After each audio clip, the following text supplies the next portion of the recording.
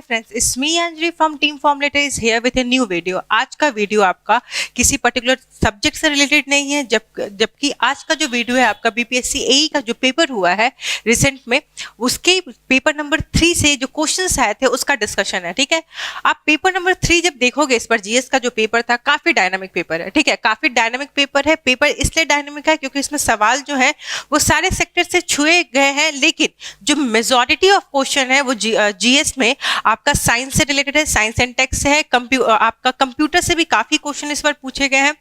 और जो सबसे इंपॉर्टेंट चीज इस बार ये देखा गया है कि आपका शिफ्ट देखा गया है कि जो हिस्ट्री है या ज्योग्राफी या क्वेश्चंस वहां से नहीं आए, पॉलिटी से क्वेश्चंस आपके आए, सोशियोलॉजी या सोसाइटी का जो क्वेश्चन है वो भी आपका पूछा गया है।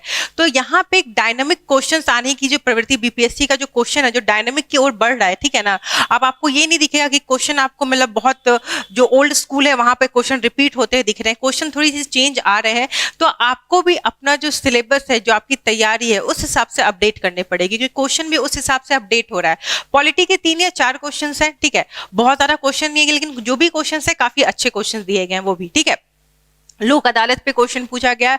कंप्यूटर का जिसको भी नॉलेज है, क्योंकि बीइंग अ इंजीनियरिंग स्टूडेंट आपको कंप्यूटर का नॉलेज होगा और नॉलेज होना भी चाहिए, और नॉलेज अगर इस बार के पेपर के लिए था तो आप बहुत बहुत ज्यादा फायदे में रहोगे, क्योंकि क्वेश्चंस पूछे गए हैं। साइंस में भी क्वेश्चन जो आपके हैं वो भी काफी अच्छे स्तर के पूछे गए हैं। ठीक है ना, बेसिक अगर साइंस आपका अच्छा है, फिजिक्स अच्छा है, तो आप क्वेश्चन अच्छे से बना सकते हो, केमिस्ट्री अच्छा तो क्वेश्चन अच्छे से बना सकते हो।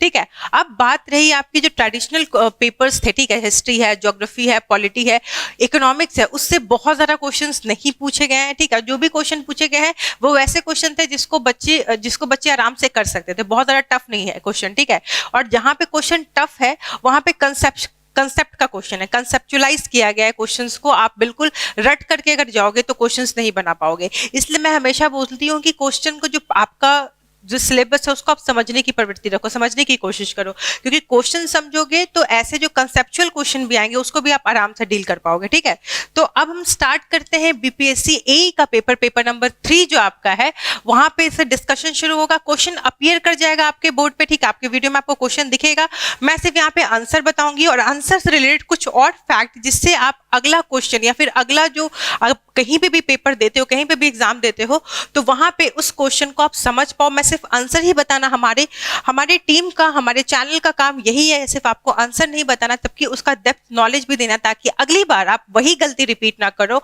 और उस टॉपिक के बारे में आपको एक वाइड, आपका स्कोप जो है, आपका जो नॉलेज है वो थोड़ा सा वाइड हो जाए। ठीक है, ताकि आप अगले एग्जाम में उससे थोड़ा बेटर करो। ठीक है, तो हम स्टार्ट करते हैं। क्वेश्चन नंबर फर्स्ट है, the speed of light will be minimum in which of the following medium. Light का स्पीड किस मीडियम में मिनिमम होगा? तो सबसे पहले हम ये देखते हैं कि लाइट का स्पीड मिनिमम क्यों होगा। लाइट का स्पीड जो है वो डिपेंड करेगा डेंसिटी पे। लाइट का स्पीड डिपेंड करेगा डेंसिटी पे। ठीक है, डेंसिटी पे डिपेंड करेगा, मतलब जितना डेंसर रहेगा उतना स्पीड क्या होगा, कम रहेगा, और जितना रेयरर मीडियम रहेगा उतना स्पीड क्या होगा, उतना स्पीड ज्यादा हो जाएगा। तो लाइट का स्पीड डिपेंड करता है डेंसिटी ऑफ द मीडियम पे। डेंसर मीडियम में स्पीड कम और रेयरर मीडियम में स्पीड ज्यादा। तो यहां पे जो ऑप्शन है उसमें water, kerosene, flint glass and diamond. तो इनमें से पूछा जा रहा है कि मिनिमम स्पीड जो है वो कहां पे रहेगा। ठीक है, मिनिमम स्पीड जो है वो कहां पे रहेगा। तो वाटर का आप देखिए 1.33 रिफ्रैक्टिव इंडेक्स है, केरोसिन का 1.44, फ्लिंट ग्लास का 1.65 और डायमंड का 2.42। अब आप एक चीज देख करके समझिए कि सबसे ज्यादा डेंसेट कौन है, आपका डायमंड सबसे डेंस है। तो इसमें स्पीड क्या होगी, सबसे कम स्पीड क्या हो जाएगी, इसमें हो जाएगी। तो जितना डेंस रहेगा उतना स्पीड क्या होगी, कम हो जाएगी। तो क्वेश्चन नंबर फर्स्ट का आंसर होगा डी। क्वेश्चन नंबर फर्स्ट का आंसर क्या होगा, डी। ठीक है, क्वेश्चन नंबर फर्स्ट का आंसर क्या होगा, डी। कैसे डी होगा, क्योंकि स्पीड ऑफ लाइट डिपेंड करेगी डेंसिटी ऑफ द मीडियम पे। जितना ज्यादा डेंसर रहेगा मीडियम, उतना स्पीड क्या हो जाएगा, कम हो जाएगा। ये चीज ध्यान रखिएगा। आपके नेक्स्ट पेपर में भी क्वेश्चन ऐसे भी आ सकता था कि वाटर का रिफ्रैक्टिव इंडेक्स क्या है। आगे आने वाले बीपीएससी 67th के एग्जाम में you can expect the question in that way also, कि वाटर आपको 4 चीज दे दी जाएगी, water, kerosene, flint glass and diamond. आपको इसको अरेंज करना पड़ेगा कि रिफ्रैक्टिव इंडेक्स किसका ज्यादा और किसका कम। You can expect this question also from the BPSC side. ठीक है, अब नेक्स्ट क्वेश्चन पे हम लोग आते हैं। नेक्स्ट क्वेश्चन जो आपका है, ठीक है, नेक्स्ट क्वेश्चन आपका है कि जब लाइट ट्रैवल करती है एक मीडियम से दूसरे मीडियम में, जब लाइट ट्रैवल करती है एक मीडियम से दूसरे मीडियम में, तो क्या चेंज नहीं होता है, ठीक है ना, क्या चेंज नहीं होता और क्या सेम रहता है। तो ये क्वेश्चन 66 बीपीएससी में भी आया गया है, तो इसको आप ध्यान रखिएगा। जब भी लाइट एक मीडियम से, ठीक है, लाइट एक मीडियम से दूसरे मीडियम में ट्रैवल करती है, ये एक मीडियम है, ये दूसरा मीडियम है, लाइट ट्रैवल करी है एक मीडियम से दूसरे मीडियम में, तो क्या चीजें जो ऐसी होती हैं जो सेम रहती है, क्या चीजें सेम नहीं रहती हैं। तो जब भी लाइट ट्रैवल करेगी बच्चों, ठीक है, जब भी लाइट ट्रैवल करेगी तो आप हमेशा एक चीज ध्यान रखिएगा, जो रिफ्रैक्टिव इंडेक्स होता है मीडियम का, ठीक है, रिफ्रैक्टिव इंडेक्स ऑफ मीडियम, ये चेंज नहीं होती है, ठीक है, डज नॉट चेंज। मीडियम का रिफ्रैक्टिव इंडेक्स तो उतना ही रहेगा, हमेशा ही रहेगा, ठीक है। उसके बाद आपका जो वेवलेंथ है वो भी चेंज नहीं होता है, और आपकी स्पीड जो है, लाइट ट्रैवल करती है एक मीडियम से दूसरे मीडियम, तो स्पीड चेंज होता है, ठीक है।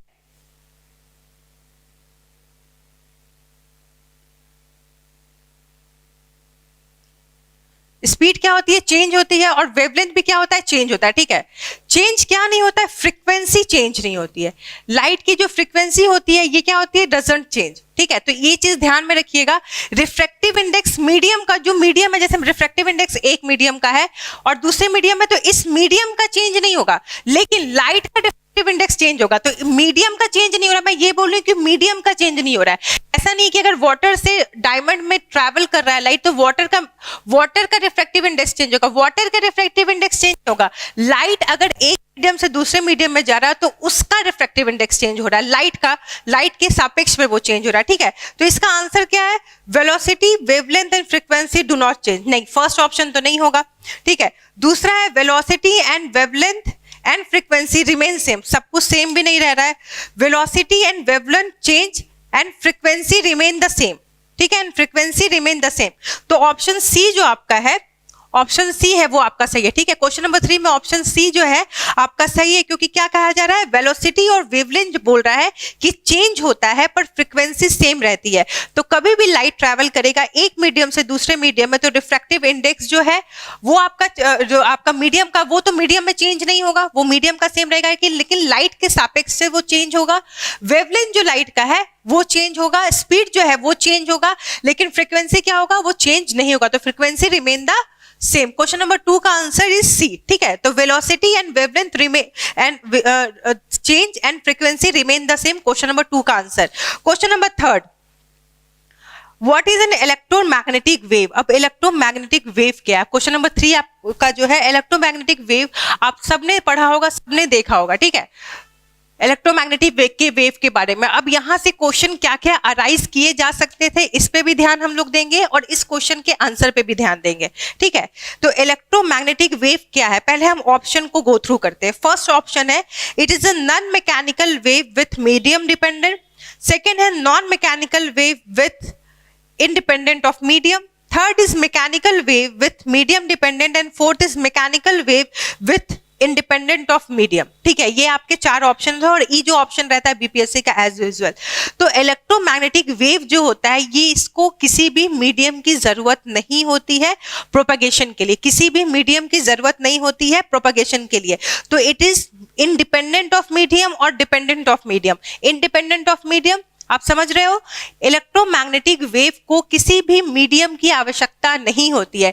जो साउंड है, साउंड को अगर चांद पे कोई चीज, कोई विस्फोट होगा तो क्या हमें यहां तक सुनाई देगा, नहीं सुनाई देगा, एटमॉस्फेयर नहीं है, और साउंड को एक मीडियम चाहिए होता है ट्रैवल करने के लिए। लेकिन जो सनलाइट है वो सन से यहां तक, अर्थ तक आ रही है, बीच में कोई भी मीडियम बहुत जगह पे नहीं है, फिर भी ट्रैवल कर रही है। क्यों? क्योंकि जो लाइट है वो इलेक्ट्रोमैग्नेटिक वेव है और उसको किसी भी मीडियम की जरूरत नहीं होती है ट्रैवल करने के लिए।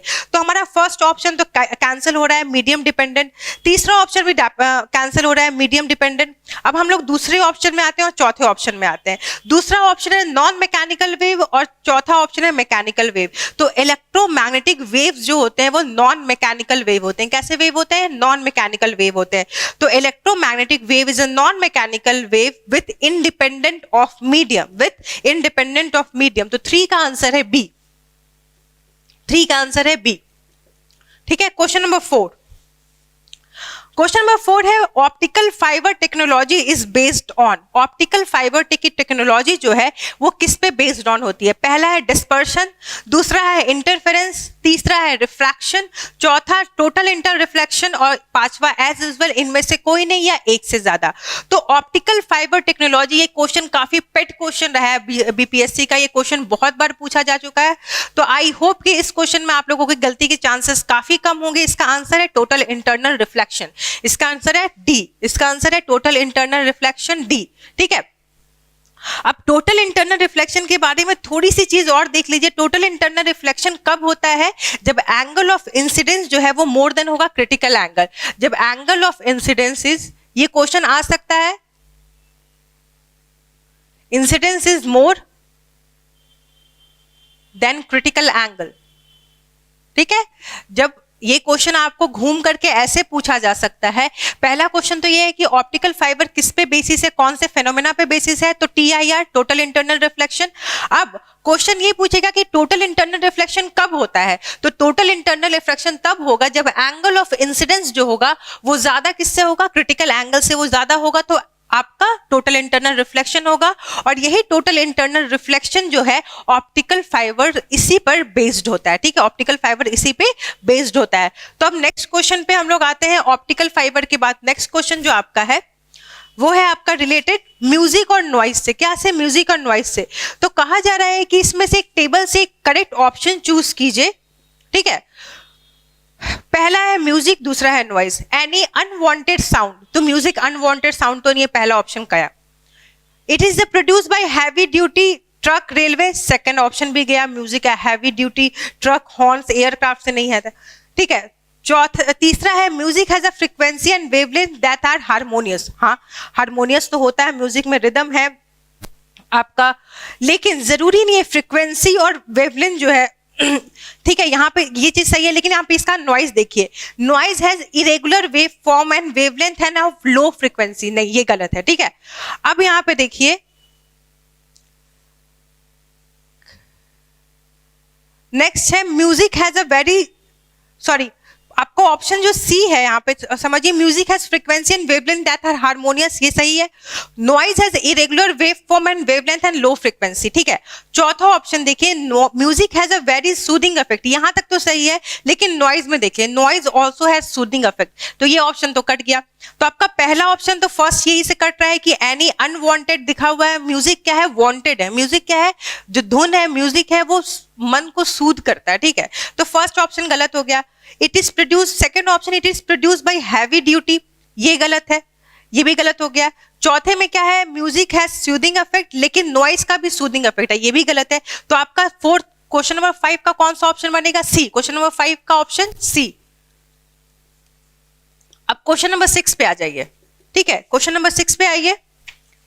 आई होप कि यहां तक आप लोगों को कोई परेशानी नहीं हो रही होगी। ठीक है, क्वेश्चन नंबर 6 में cooking takes longest time in, option है आपके शिमला में, सी लेवल पे, दिल्ली में, बैंगलोर में, या फिर इनमें से कोई नहीं है, फिर एक से ज्यादा पे। क्वेश्चन नंबर 6 बहुत अच्छा क्वेश्चन है। अब ये क्वेश्चन आप आंसर समझिए, इसका आंसर देने का तरीका क्या होना चाहिए। हमने आपको बार बार यही कहा था, यही समझाया था कि कुकिंग जो है वो बॉइलिंग पॉइंट पे डिपेंड करेगा। ठीक है, बॉइलिंग पॉइंट का रिलेशन होता है हाइट से। क्या से होता है? हाइट से। अब यहां पे है कि कुकिंग टेक्स लॉन्गेस्ट टाइम कहां पर, तो कुकिंग जब रहेगा तो कुकिंग के लिए बॉइलिंग पॉइंट जरूरी है। बॉइलिंग पॉइंट क्या हुआ आपका? वो पॉइंट जहां पे कोई भी वस्तु जो है वो बॉईल करती हो। ठीक है, वो बॉईल करती हो। तो बॉइलिंग पॉइंट का क्या है ना कि बॉइलिंग पॉइंट ऑफ वाटर जो होता है वो डिक्रीज करता है, जैसे जैसे एटमॉस्फेरिक प्रेशर डिक्रीज करेगा वो भी डिक्रीज करेगा। तो हिली एरियाज में क्या होता है कि एटमॉस्फेरिक प्रेशर काफी लो होता है। ठीक है ना, तो बॉइलिंग पॉइंट क्या होता है? वो भी डिक्रीज कर जाता है। ठीक है, तो हिली एरियाज में क्या होता है? हिली एरियाज में बॉइलिंग पॉइंट डिक्रीजेस। ठीक है, हाइट के कारण बॉइलिंग पॉइंट डिक्रीज हो जाता है। अब बॉइलिंग पॉइंट जब डिक्रीज हो जा रहा है तो इसका मतलब आप क्या समझ रहे हो? बॉइलिंग पॉइंट अगर डिक्रीज हो जा रहा है तो अगर आप कुकर में किसी चीज को आपने चढ़ाया, ठीक है, पानी आपने चढ़ाया, कोई सब्जियां उसमें डाली, तो वो हिली एरियाज में उसका बॉइलिंग पॉइंट क्या हो गया? लो हो गया। पहले 100 पे उबलता था, अब उससे कम पे उबलने लगेगा। उससे कम पे उबलेगा तो अब उसको क्या करेगा, उतना हायर टेम्परेचर उसको नहीं मिल पाएगा जिससे कि खाना बन पाए जल्दी, ठीक है, जिससे खाना जल्दी बन पाए। तो खाना जल्दी बनेगा नहीं हाईली हिली एरियाज में, मतलब हाई एल्टीट्यूड्स में। तो खाना जब जल्दी नहीं बनेगा, मतलब ज्यादा टाइम ले रहा है। तो अब क्वेश्चन नंबर 6 आपका यही पूछ रहा था कि कुकिंग जो है वो लॉन्गेस्ट टाइम कहाँ पे रहेगी, शिमला सी लेवल पे, दिल्ली में या बैंगलोर में। शिमला कहाँ पे, हिली एरियाज है, ठीक है। आपका सी लेवल मतलब समुद्री सतह पर, गलत। दिल्ली भी आपका ऊंचाई पर है, लेकिन क्या शिमला जितने ऊंचाई पे है, नहीं, हिली एरियाज तो नहीं है पूरा, बैंगलोर भी नहीं। तो शिमला क्योंकि हिली एरियाज में हायर एल्टीट्यूड में है, because Shimla is at higher altitude, at higher altitude. तो हायर एल्टीट्यूड पे क्या होता है, जो बॉइलिंग पॉइंट होता है वो डिक्रीज हो जाता है। बॉइलिंग पॉइंट के डिक्रीज होने के कारण जो खाना है वो क्या होता है, वो और ज्यादा टाइम लगता है उसको बनने में, ठीक है, उसको पकने में। तो शिमला में ही कुकिंग टाइम ज्यादा लगेगा। तो क्वेश्चन नंबर 6 का आंसर है आपका ए। तो इसको क्वेश्चन घुमा करके ऐसे पूछा जा सकता है कि हायर एल्टीट्यूड पे बॉइलिंग पॉइंट पे क्या इफेक्ट पड़ता है, ठीक है, हायर एल्टीट्यूड्स पे या हिली एरियाज में बॉइलिंग पॉइंट पे क्या इफेक्ट पड़ता है। तो ये क्वेश्चन आपका हो सकता है, ठीक है। क्वेश्चन नंबर 7, प्रोजेक्ट लून किससे एसोसिएटेड है। प्रोजेक्ट लून किससे एसोसिएटेड है, ये बहुत अच्छा क्वेश्चन है। करंट अफेयर जिसने भी अच्छे से पढ़ा होगा उन्होंने इस क्वेश्चन को नहीं छोड़ा होगा, और उनके लिए ये कहीं ना कहीं एक प्लस पॉइंट की तरह एग्जाम में उभरेगा। क्वेश्चन नंबर 7, लून क्या है, प्रोजेक्ट लून क्या है। एक्चुअली प्रोजेक्ट लून जो है, क्वेश्चन नंबर 7 जो है, क्वेश्चन नंबर 7 प्रोजेक्ट लून इसके बारे में है कि बलून्स को, ठीक है, हाई एल्टीट्यूड्स में बलून्स को आपको छोड़ दिया जाता है ताकि जो रिमोट एरियाज हैं, रिमोट एरियाज में इंटरनेट प्रोवाइड किया जाए, जो आपका कनेक्टिविटी है उसको बढ़ाया जाए। तो प्रोजेक्ट लून इसलिए था कि हायर एल्टीट्यूड पे आपको बलून्स छोड़े जाते हैं ताकि उससे कनेक्टिविटी जो है वो बढ़े रिमोट एरियाज के लिए। तो अब हम ऑप्शन की तरफ चलते हैं। Project loon is associated with, आपका पहला ऑप्शन है वेस्ट मैनेजमेंट टेक्नोलॉजी, नहीं। आपका तीसरा ऑप्शन है सोलर पावर टेक्नोलॉजी, नहीं। चौथा ऑप्शन है वाटर कंजर्वेशन टेक्नोलॉजी, नहीं। दूसरे ऑप्शन पे आइए wireless communication technology, very good. Wireless communication technology ही एक ये चीज है जो ये प्रोजेक्ट लून जो आपका है वो क्या करता है, वो आपका जो भी इंटरनेट है या कनेक्टिविटी है वो प्रोवाइड करता है, कम्युनिकेशन प्रोवाइड करता है, और वो भी वायरलेस, क्योंकि बलून्स को बड़े बड़े छोड़ा जाता है ताकि हायर एल्टीट्यूड्स पे, ताकि नेट की कनेक्टिविटी बढ़ी रहे, ठीक है। तो project loon is associated with wireless communication technology. Question number 7 का आंसर है बी। क्वेश्चन नंबर 7 का आंसर है बी। क्वेश्चन नंबर 8 पे हम आते हैं। आई होप आपको क्वेश्चन के अलावा भी बहुत कुछ सीखने के लिए मिल रहा है, ताकि क्वेश्चन आप सिर्फ एक पर ये से मत देखिए कि जो क्वेश्चंस आए उसको जानने से ज्यादा इंपॉर्टेंट है कि क्वेश्चंस कहाँ से आए, और उससे रिलेटेड 2 या 4 क्वेश्चन अगर आप और जान जाते हैं तो आपके अगले एग्जाम के लिए बहुत बेनिफिशियल होगा। और यही हमारा एम भी है as a teacher, as a team. हमारा एम हमेशा यही रहेगा कि आप ज्यादा से ज्यादा अच्छा बेटर परफॉर्म करें, ठीक है। आप जो भी एग्जाम दीजिए, चाहे वो आज बीपीएससी एई का हो या आने वाले कोई भी आपके बीपीएससी के एग्जाम हो या जनरल के कोई भी कॉम्पिटिशन हो, चाहे वो एसएससी जेई हो या एसएससी का एग्जाम हो, चाहे वो आपके इंजीनियरिंग सेक्टर्स में हो, ताकि आप उसमें और भी अच्छा परफॉर्म कर पाए और जो भी आपको यहाँ पे पढ़ाया जाए वो आपके लिए बेनिफिशियल रहे, ठीक है। तो क्वेश्चन नंबर 8 है आपका, the efficiency of a solar cell may be range from. तो सबसे पहले देखिए सोलर सेल है क्या, ठीक है। सबसे पहले सोलर सेल क्या करता है, आपकी लाइट एनर्जी को कन्वर्ट करता है, ठीक है, लाइट एनर्जी को कन्वर्ट करता है, ठीक है, लाइट एनर्जी को कन्वर्ट करता है, ठीक है। तो लाइट एनर्जी को कन्वर्ट करता है, और सेकंड चीज क्या है, ठीक है, लाइट एनर्जी को अलग अलग चीजों में कन्वर्ट करेगा। और सबसे इंपॉर्टेंट इसमें क्या है ना बच्चों, कि लाइट एनर्जी को कन्वर्ट करने के लिए तो यूज किया ही जाता है, इसमें सेमीकंडक्टर्स का बहुत बड़ा यूज है, ठीक है। तो सेमीकंडक्टर्स भी इसमें यूज किए जाते हैं, ठीक है। सेमीकंडक्टर्स मतलब यूज किए जाते हैं। तो ये इंपॉर्टेंट चीज है। इफिशिएंसी ऑफ पूछ रहा है कि इफिशिएंसी ऑफ सोलर सेल जो है उसका रेंज क्या होता है। पहला ऑप्शन है 2 से 5%, दूसरा है 10 से 15%, तीसरा है 30 से 40%, और चौथा है 70 से 80%। तो इफिशिएंसी जो है वो होती है 10 से लेकर के 20% के बीच में। तो मोस्ट इफिशिएंट आंसर जो है इसमें, उसमें आपका ऑप्शन 2 जाएगा, 10 to 15%। Question number 8 answer is B. Efficiency जो है था नॉर्मल 10 to 20% में है, लेकिन यहाँ पे बेसिकली जो 10 to 15% आपका आंसर दिया हुआ है ये इसके बीच रेंज करेगा, क्योंकि बेसिक आंसर यही है, ठीक है। मे बी बीपीएससी जो है अगर इसमें may be answer 1 more than above दे सकता है, क्योंकि अगर आप बाय बुक जाओ तो इसका आंसर 10 से 20 से 22% जाता है, लेकिन इसके हिसाब से सबसे बेस्ट ऑप्शन 10 to 15% है, क्योंकि वो जनरली उसके रेंज में भी आता है, ठीक है। अब नेक्स्ट देखिए यहाँ पे आप क्वेश्चन नंबर 9, ठीक है। अब क्वेश्चन नंबर 9 आप देखिएगा, विच of the following is a power absorbing heat engine, which of the following is a power absorbing heat engine, ठीक है। तो ये क्वेश्चन बहुत सिंपल था, बहुत बच्चों ने इसमें गलती किया है, ठीक है। बहुत बच्चों ने इसमें बहुत ने डीजल इंजन मारा है, किसी ने पेट्रोल इंजन मारा है। भाई absorbing heat, power absorbing heat engine के बारे में कह रहा है, ठीक है, जो पावर एब्जॉर्ब कर रहा है वैसा हीट इंजन। तो इसका आंसर क्या जाएगा, एयर कंप्रेसर। इसका आंसर क्या जाएगा, क्वेश्चन नंबर 9 का सी, एयर कंप्रेसर, ठीक है। क्वेश्चन नंबर 9 का सी, एयर कंप्रेसर। क्यों? क्योंकि क्वेश्चन में आप ध्यान से पढ़ोगे तो क्या क्वेश्चन पूछ रहा है, power absorbing heat engine, power absorb करने वाला हीट इंजन के बारे में बात की जा रही है। नेक्स्ट है क्वेश्चन नंबर 10। क्वेश्चन नंबर 10 है फिंगरप्रिंट्स आर ऑब्जर्व्ड। अब क्वेश्चन नंबर 10 आप किससे बता सकते हो कि ये बायोलॉजी से भी रिलेटेड है कहीं ना कहीं और आपका फिजिक्स से भी रिलेटेड है। तो फिंगरप्रिंट्स किससे ऑब्जर्व किए जाते हैं, आप एक बात बताओ, टेलीस्कोप क्यों होता है? टेलीस्कोप एस्ट्रोनॉमिकल की चीजों को देखने के लिए होता है, ठीक है। गैलीलियन टेलीस्कोप सेम चीज है। कनकेव लेंस, क्या कनकेव लेंस से आपको फिंगरप्रिंट सारे दिख जाएंगे? माइक्रोस्कोप से। जब भी आपको फिंगरप्रिंट्स देखना है, डिटेल स्टडी करना है, तो किससे करोगे आप? माइक्रोस्कोप से करोगे, ठीक है। तो क्वेश्चन नंबर 10 का आंसर है बी, माइक्रोस्कोप।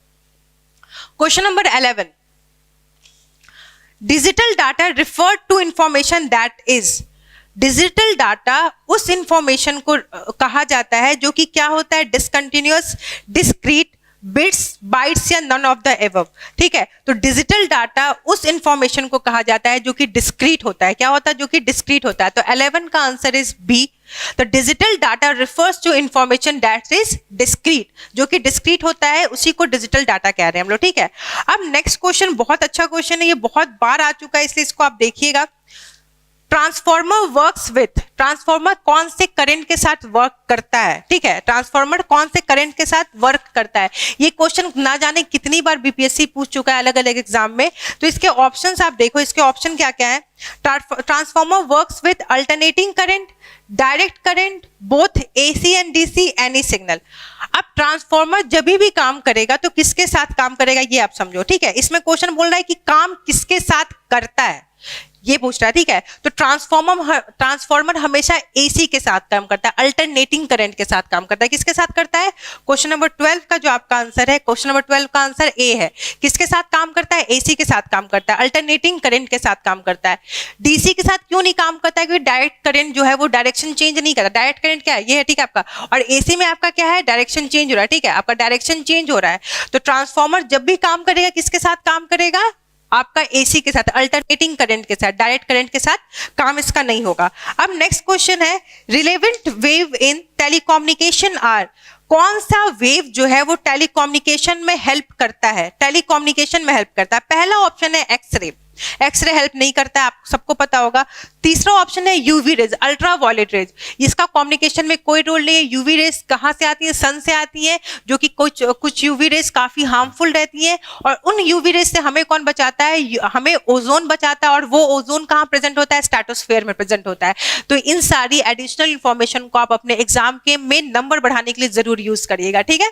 तो यहां तक एक्सरे की बात हो गई। यूवी रेज आपको समझ में आ गया, ऑल द अबव नहीं। Second is microwave. तो माइक्रोवेव ही ऐसी तरंगे हैं, ऐसे वेव्स हैं जो कि टेलीकम्युनिकेशन में हेल्पफुल होती हैं। तो क्वेश्चन नंबर 13 का बी,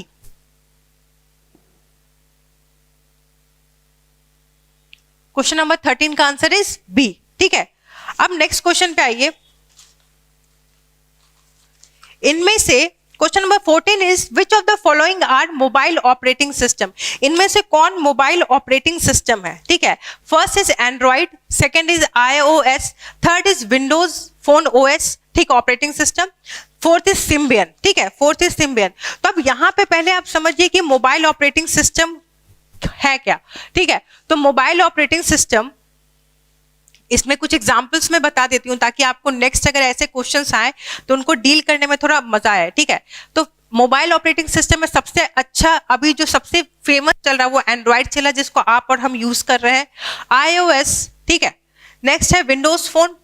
विंडोज का फोन हर साल अलग अलग विंडोज के ये से लॉन्च होता है, ठीक है। कभी गूगल, कभी विंडोज मतलब जो है वो लॉन्च किया है उन्होंने भी।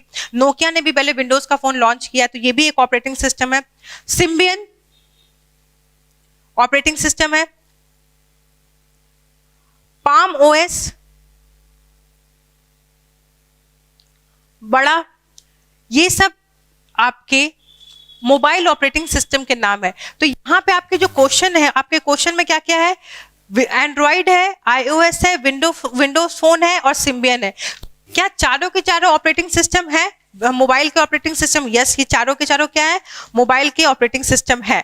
तो इसका आंसर क्या होगा क्वेश्चन नंबर 14 का? क्वेश्चन नंबर 14 का आपका आंसर हो जाएगा 1, 2, 3 एंड 4 ऑल द अबव। तो क्वेश्चन नंबर 14 का आंसर हो जाएगा आपका ए। तो all are operating system of mobile, ठीक है, मोबाइल ऑपरेटिंग सिस्टम है सारे के सारे। अब नेक्स्ट क्वेश्चन आते हैं, क्वेश्चन नंबर 15। क्वेश्चन नंबर 15 बहुत सिंपल क्वेश्चन पूछ रहा है, ठीक है। इसमें से जो भी बच्चों ने कंप्यूटर्स के बारे में जिनको बेसिक नॉलेज है वो भी ये चीज समझेंगे कि क्वेश्चन क्या पूछ रहा है, ठीक है। तो क्वेश्चन नंबर 15 बोल रहा है कि which of the following is or are is not secondary memory of computer. इनमें से कौन जो है वो सेकेंडरी मेमोरी कंप्यूटर का नहीं है, सेकेंडरी मेमोरी कंप्यूटर का नहीं है, ठीक है। तो अब यहां पे देखिए, फर्स्ट है कॉम्पैक्ट डिस्क, सेकेंड है कैश मेमोरी, थर्ड है फ्लॉपी डिस्क और फोर्थ है हार्ड डिस्क ड्राइव। तो आप एक बात समझिए, सेकेंडरी मेमोरी, सेकेंडरी मेमोरी क्या है? Flash drive, HDD, magnetic tapes, floppy disk और प्राइमरी क्या है? राम और रोम, ठीक है। प्राइमरी आप छोड़ दो, प्राइमरी क्या है? राम और रोम। तो अब इसमें आंसर आप देखिए, आर नॉट सेकेंडरी मेमोरी। तो कॉम्पैक्ट डिस्क तो है, ठीक है, कॉम्पैक्ट डिस्क तो आपका है, फ्लैश ड्राइव भी है, फ्लॉपी डिस्क भी है, ठीक है, हार्ड डिस्क ड्राइव भी है। तो इसमें से कौन नहीं है? तो जो कैश मेमोरी है वो सेकेंडरी मेमोरी नहीं है, बाकी सब सेकेंडरी मेमोरी है, ठीक है।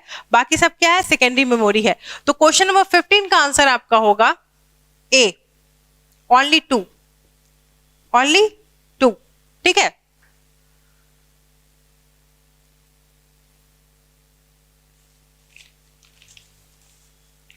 अब देखिए नेक्स्ट में, ऑक्सिलरी मेमोरी और secondary memory include devices such as optical disk like DVD, CD, blue रे डिस्क। सेकेंड ऑप्शन है magnetic disc like memory stick, floppy disk and hard disc drive. Third है solid state disc like thumb drive, pen, flash, electrical disk. Fourth option में disk like memory stick, floppy disk and hard disc drive. पांचवा option है आपका mechanical disk like DVD, CD, blue disc. अब इसमें से सही option choose कीजिए आप, ठीक है। इसमें से ऑक्सिलरी मेमोरी या सेकेंडरी मेमोरी का जो है ये क्वेश्चन है वो उस पे पूछ रहा है, और इसमें सही ऑप्शन, तो फर्स्ट ऑप्शन आप देख रहे हो डीवीडी, सीडी, ब्लू रे डिस्क, ये सही है। Magnetic disc like memory stick, floppy disc, hard disc drive, ये भी आंसर्स है। Solid state disc like thumb drive, pen, flash, ये भी सही है। तो इसमें आपको ऑक्सिलरी मेमोरी आपको क्या दिख रहा है? सबका सब। तो ऑल द अबव, ठीक है, ऑल द अबव आर क्या है? सेकेंडरी। तो इसमें ऑप्शन क्या बन रहा है? ई। क्वेश्चन नंबर 16 का क्या होगा? ई। अब नेक्स्ट देखिए, क्वेश्चन नंबर 16 के बाद क्वेश्चन नंबर 17 आता है, मेमोरी चिप। क्वेश्चन पूछ रहा है कि what will happen when the memory chip is volatile. Memory chip अगर वोलेटाइल हो जाएगी तो इसका अर्थ क्या निकलता है, ठीक है। तो मेमोरी चिप अगर वोलेटाइल, वोलेटाइल का मतलब क्या, पहले आप ये समझो। वोलेटाइल मतलब जो जल्दी चेंज हो रहा है, जो बहुत जल्दी चेंज हो रहा है। तो अगर मेमोरी चिप किस लिए यूज की जाती है? स्टोरेज पॉइंट ऑफ व्यू से। अगर मेमोरी चिप अगर वोलेटाइल है तो उससे क्या इफेक्ट पड़ेगा? पहला है एक्सप्लोड कर जाएगा अगर हाई टेम्परेचर होगा, तो आंसर गलत है, ऐसा कुछ नहीं होगा। यूज फॉर डाटा स्टोरेज के लिए तो यूज करते ही मेमोरी चिप को, लेकिन मेमोरी चिप अगर वोलेटाइल है तब क्या होगा, ये क्वेश्चन पूछ रहा है। थर्ड ऑप्शन है loss of content due to loss of current, ये बहुत सही है क्योंकि वोलेटाइल है तो अगर ये वोलाटाइल है तो जैसे ही करंट या पावर ऑफ होगा तो क्या होता है, कंटेंट या जो इंफॉर्मेशन होती है वो क्या हो जाता है, वो लॉस्ट कर जाता है। तो अगर कोई भी मेमोरी चिप अगर वोलाटाइल रहेगी तो उसका अफेक्ट क्या पड़ेगा, loss of content due to loss of current. जैसे ही पावर स्विच ऑफ होगा उससे जो उसमें जो भी आपका कंटेंट रहेगा, जो भी उसमें स्टोरेज रहेगा वो क्या हो सकता है, खत्म हो सकता है। तो what will happen when memory chip is volatile? Loss of content due to loss of current। तो क्वेश्चन नंबर 17 का आंसर होगा 3। ठीक है, क्वेश्चन नंबर 17 का आंसर होगा 3। तो इसमें आंसर क्या है 17 का, ओनली 3A। ठीक है, ओनली A। तो use to write and read data, ये तो ठीक ही है, rise and read to damage due to, अच्छा सॉरी, क्वेश्चन नंबर 2 में 5वां ऑप्शन भी पढ़िए आप। ठीक है, damage due to loss of current, content सिर्फ लॉस होता है। ठीक है, कंटेंट सिर्फ लॉस होता है, लॉसेज यानी इन्फॉर्मेशन। अगर इन्फॉर्मेशन तो ओनली 3 इसका आंसर जाएगा।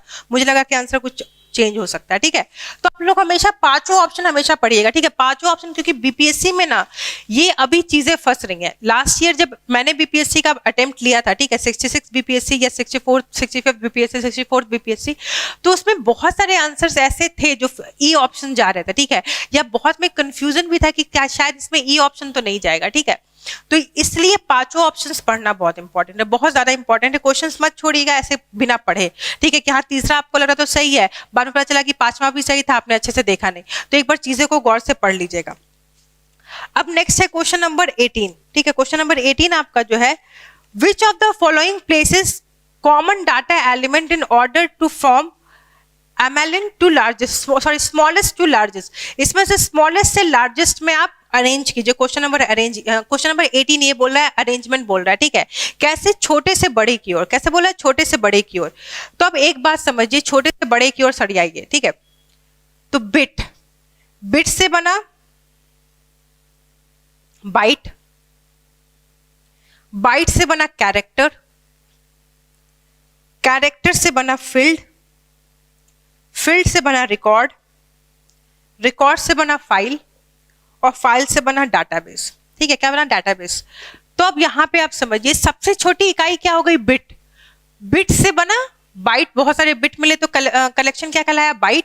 बाइट से कैरेक्टर बने, कैरेक्टर, बहुत सारे कैरेक्टर फील्ड का निर्माण करता है, बहुत सारे फील्ड मिलकर एक रिकॉर्ड बनाता है, बहुत सारे रिकॉर्ड क्या का रूप देते हैं, एक फाइल का रूप देते हैं, और बहुत सारे फाइल जब आप कलेक्ट कर लोगे तो वो क्या कहलाता है, डाटाबेस कहलाता है। वो क्या कहलाता है, डाटाबेस। अब यहाँ पे देखिए, सबसे पहला ऑप्शन जो कैरेक्टर से शुरू है, स्मॉलेस्ट से लार्जेस्ट आपको लेके जाना है ना, स्मॉलेस्ट से लार्जेस्ट लेके जाए तो कैरेक्टर सबसे पहले है, फिर फाइल है, कैरेक्टर है, फिर फाइल है, फिर रिकॉर्ड है। नहीं, पहला तो गलत हो गया। ठीक है, फर्स्ट ऑप्शन गलत है। सेकेंड ऑप्शन देखिए, कैरेक्टर है, ठीक है, फिर रिकॉर्ड है, फिर फील्ड है, सेकेंड ऑप्शन भी गलत हो गया, चलो छोड़ो। थर्ड ऑप्शन है, कैरेक्टर है, फील्ड है, रिकॉर्ड है, फाइल है और डाटाबेस है। तो थर्ड ऑप्शन तो हमारा क्या है, थर्ड ऑप्शन हमारा सही है। फोर्थ ऑप्शन देखिए, बिट है, बाइट है, कैरेक्टर है, फाइल है, रिकॉर्ड है, सॉरी। चौथा ऑप्शन अच्छे से देखिए, चौथा ऑप्शन आपका है, बिट है, ठीक है, बाइट है, कैरेक्टर है, फील्ड की जगह यहाँ पे फाइल दिया हुआ। ठीक है, फाइल के बाद रिकॉर्ड है, रिकॉर्ड के बाद यहाँ पे फील्ड है, फिर डाटाबेस है। तो ये दोनों का पोजीशन क्या कर दिया, इंटरचेंज कर दिया। इन दोनों का पोजीशन क्या कर दिया, इंटरचेंज कर दिया। तो आपको भी समझ में आ रहा है कि पहले बिट है, बिट के बाद बाइट बन रहा है, बाइट के बाद कैरेक्टर, कैरेक्टर के बाद फील्ड, फील्ड के बाद रिकॉर्ड, रिकॉर्ड के बाद फाइल, फाइल के बाद डाटाबेस। ठीक है, फाइल के बाद डाटाबेस, सबसे बड़ा क्या है, डाटाबेस है। तो ऑप्शन सिर्फ कौन सा सही है, ऑप्शन नंबर 3 सिर्फ सही है। ठीक है, ऑप्शन नंबर 3 सिर्फ सही है। तो ऑप्शन क्वेश्चन नंबर 18 का ऑप्शन हो गया डी। क्वेश्चन नंबर 18 का क्या हो गया, डी। इसको आप लोग नोट कर लीजिएगा, कहीं पे भी पॉज कीजिए स्क्रीन को और इसको रिकॉर्ड कर लीजिए कि जैसे बिट से बने बाइट, बाइट से कैरेक्टर, कैरेक्टर से फील्ड, फील्ड से रिकॉर्ड, रिकॉर्ड से फाइल और फाइल से डाटाबेस। ठीक है, अब यहाँ पे कंप्लीट होता है क्वेश्चन नंबर 18। क्वेश्चन नंबर 18 का आंसर मैं बता देती हूँ।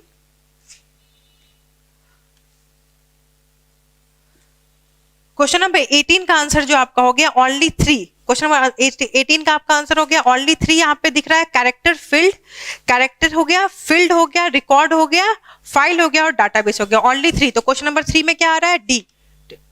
ठीक है, कौन सा आ रहा है क्वेश्चन नंबर 18 में, डी। ठीक है, क्वेश्चन नंबर 18 में डी। उस क्रोनोलॉजी को आप अच्छे से लिख दीजिएगा। नेक्स्ट एग्जाम में बीपीएससी का आप कोई भी एग्जाम दे रहे हो या बिहार का कोई भी एग्जाम दे रहे हो, ठीक है, तो वहां पे क्वेश्चंस आने की संभावना है, तो इसलिए उसको याद रखिएगा, ठीक है। नेक्स्ट है क्वेश्चन आपका क्वेश्चन नंबर 19 सॉरी। तो क्वेश्चन नंबर 19 में बोला जा रहा है, अब मैं यहां से इरेज करती हूँ, ठीक है ना, आप लोग इसको मैनेज कर लीजिएगा। क्वेश्चन नंबर 19 में कहा जा रहा है कि कौन सा इनमें से कौन सा कंप्यूटर के ऑपरेशन को कंट्रोल करने के लिए डिजाइन किया गया है। Question number 19 is which of the following is design to control the operation of a computer. Computer के ऑपरेशन को कंट्रोल करने के लिए इनमें से किसको डिजाइन किया गया। पहला यूजर को, नहीं। दूसरा एप्लीकेशन सॉफ्टवेयर को, नहीं। तीसरा सिस्टम सॉफ्टवेयर, चौथा यूटिलिटी सॉफ्टवेयर, या कोई नहीं।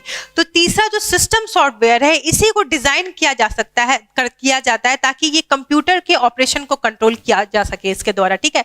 तो क्वेश्चन नंबर 19 का answer is C. Question number 20, question number 20, which of the following which software prevent the external access of a system. इनमें से कौन सा ऐसा सॉफ्टवेयर है जो एक्सटर्नल एक्सेस, सिस्टम के एक्सटर्नल एक्सेस को रोकता है। अगर आप किसी भी सिस्टम में एक्सटर्नल एक्सेस चाहते हो, ठीक है ना, एक्सटर्नली उसको एक्सेस करना चाहते हो, तो इनमें से कौन सा सॉफ्टवेयर है जो उसको करने से मना करता है या जो उसको करने से प्रिवेंट करता है, ठीक है। तो क्वेश्चन नंबर 20 का फर्स्ट ऑप्शन ही आपको दिख रहा है फायरवॉल, ठीक है। Question number 20 option is first. Question number 21.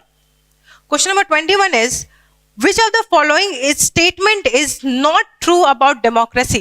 Democracy के लिए इनमें से कौन सा जो ऑप्शन है वो सही नहीं है, इज नॉट ट्रू। जहां पे भी नॉट आए ना, क्वेश्चन को अच्छे से पढ़िए, नॉट को अच्छे से डबल लाइन कर दीजिए, ठीक है। नॉट को अच्छे से डबल लाइनिंग कर दीजिए ताकि आपको अच्छे से ध्यान में रहे, ठीक है। तो क्वेश्चन नंबर 21 फर्स्ट है, democracy evolve through popular struggle. Democracy जो है उसका इवॉल्वमेंट कैसे हुआ, वो आई कैसे। किसी भी डेमोक्रेसी को लाने के लिए आप एक बात समझिए, उसके लिए पॉपुलर स्ट्रगल्स हुए थे, तो ये ऑप्शन तो सही है। आप इंडिया में डेमोक्रेसी को लाने के लिए देखो कितने सारे स्ट्रगल हुए। सिविल डिसोबीडियंस हुआ, नॉन कॉपरेशन मूवमेंट हुआ, खिलाफत हुआ, क्विट इंडिया मूवमेंट हुआ, स्वदेशी मूवमेंट हुआ, पॉपुलर स्ट्रगल्स हुए थे, उसके बाद डेमोक्रेसी आई, तो ये तो सही है, ठीक है। नेक्स्ट है इसके बाद, democratic conflict is resolve through mass mobilisation. Democracy का जो कॉन्फ्लिक्ट है, जो भी डेमोक्रेसी में जो कॉन्फ्लिक्ट आते हैं उसको कैसे रिजॉल्व किया जाता है, मास मोबिलाइजेशन से रिजॉल्व किया जा सकता है, ठीक है। फोर्थ है, public participation become the effective with the help of organised politics. Public का जो पार्टिसिपेशन है, किसी भी पब्लिक का पार्टिसिपेशन है, वो कैसे और अच्छा बनाया जा सकता है, जितना अच्छा पॉलिटिक्स हो, जितने अच्छे पॉलिटिकल पार्टीज हो। क्योंकि एक बात समझिए आप, यहाँ पे भारत में इतने 1 अरब लोग हैं, ठीक है ना, 100 करोड़ से ज्यादा की जनसंख्या है। क्या सब लोग पार्टिसिपेट कर सकते हैं? हम लोग सब लोग पार्टिसिपेट तो नहीं कर सकते हैं, सब लोग तो इलेक्शन नहीं लड़ सकते हैं। तो हम लोग क्या करते हैं, एक अपना एक लीडर चुनते हैं, उस लीडर को हम लोग भेजते हैं पार्लियामेंट में ताकि वो हमारी बातें वहां तक पहुंचा सके, यही हम लोग काम करते हैं। तो फोर्थ ऑप्शन यही बोला कि पब्लिक पार्टिसिपेशन इफेक्टिव कब रहेगा, जब पॉलिटिक्स ऑर्गेनाइज रहेगी, ये चीज सही है, ठीक है। थर्ड ऑप्शन देखिए, role of popular struggle comes to an end with the establishment of democracy. क्या ये सही बात है? क्या सारे जो पॉपुलर स्ट्रगल है वो खत्म हो जाते हैं, जैसे डेमोक्रेसी आती है वैसे कोई पॉपुलर स्ट्रगल होता ही नहीं है? नहीं, ऐसा कुछ भी नहीं है। एक बार जब डेमोक्रेसी आ जाती है तो कोई भी डेमोक्रेसी ऐसी नहीं है जिसमें प्रॉब्लम्स नहीं है। तो पब्लिक स्ट्रगल जो है, जो पॉपुलर स्ट्रगल है, वो डेमोक्रेसी के बाद भी चलती रहती है। ऐसा नहीं कि डेमोक्रेसी के आने के बाद वो खत्म हो जाती है, तो वो चलती रहती है। उसका रीजन अलग हो सकता है। डेमोक्रेसी को इफेक्टिव बनाने के लिए पॉपुलर स्ट्रगल चलते रहते हैं, लेकिन वो बंद नहीं होते हैं। उनका जो फेस है, उनका जो एम है वो चेंज हो जाता है, लेकिन पॉपुलर स्ट्रगल क्या होते हैं, वो कंटिन्यू रहते हैं। तो क्वेश्चन नंबर 21 का आंसर है सी। 21 का आंसर है सी। क्वेश्चन नंबर 22, नेपाल में एक एक्स्ट्रा ऑर्डिनरी पॉपुलर मूवमेंट हुआ था कब? अप्रैल 1990, फरवरी 2005, अप्रैल 2006, अप्रैल 2004, ठीक है। तो अप्रैल 2006 में डेमोक्रेसी के लिए नेपाल में, इससे पहले क्या था, इसके पहले आपका मोनार्की था, आपका जो था वो प्रजातंत्र नहीं था, राजतंत्र था, राजा का रूल था, ठीक है ना। एक हिंदू किंगडम था और आपका जो स्टेट का जो रिलीजन था वो भी हिंदुइज्म था, सनातन धर्म था। लेकिन 2006 में डेमोक्रेसी की आवाज उठी, ठीक है, 2006 में डेमोक्रेसी की आवाज उठी और यही एक एक्स्ट्राऑर्डिनरी पॉपुलर मूवमेंट था जो नेपाल ने विटनेस किया था अप्रैल 2006 में। तो क्वेश्चन नंबर 22 का आंसर है C. Question number 22 C. Question number 23 देखते हैं।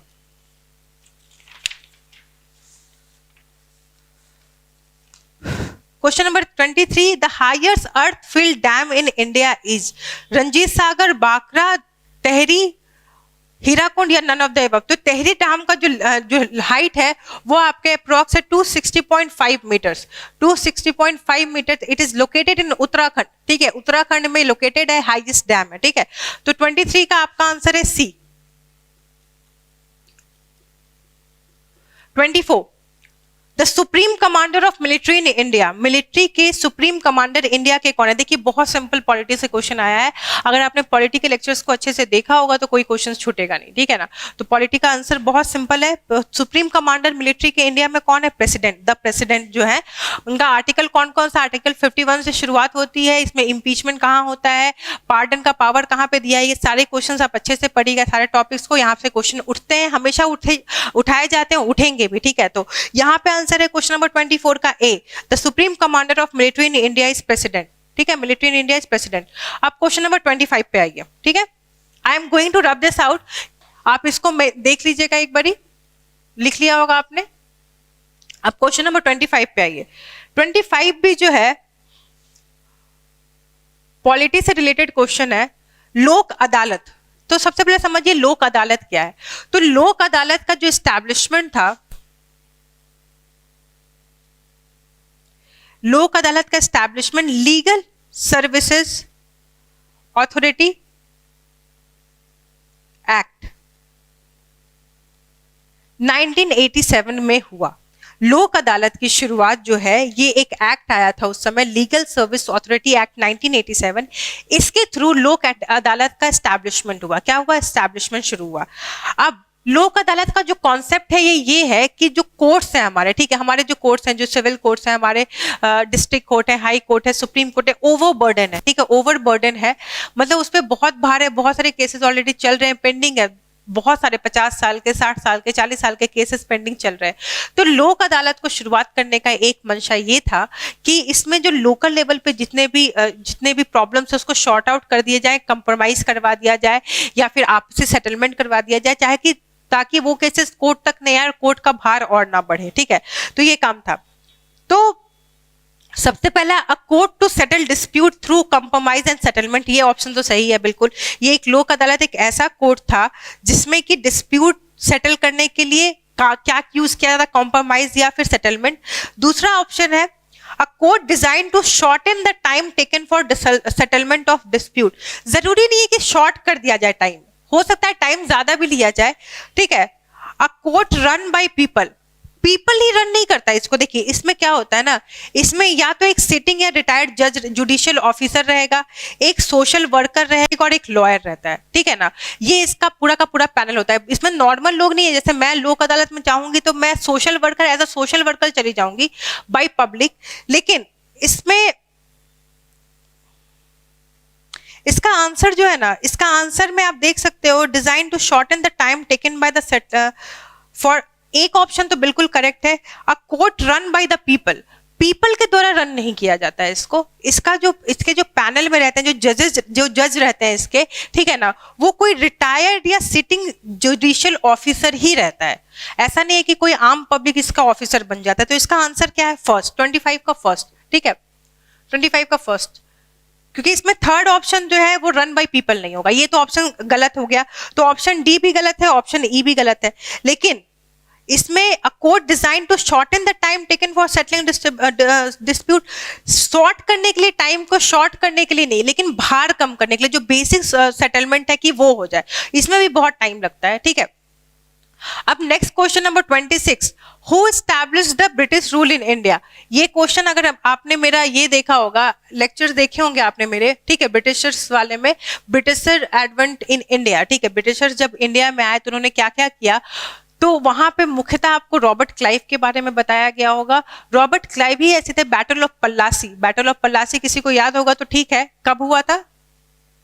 1757।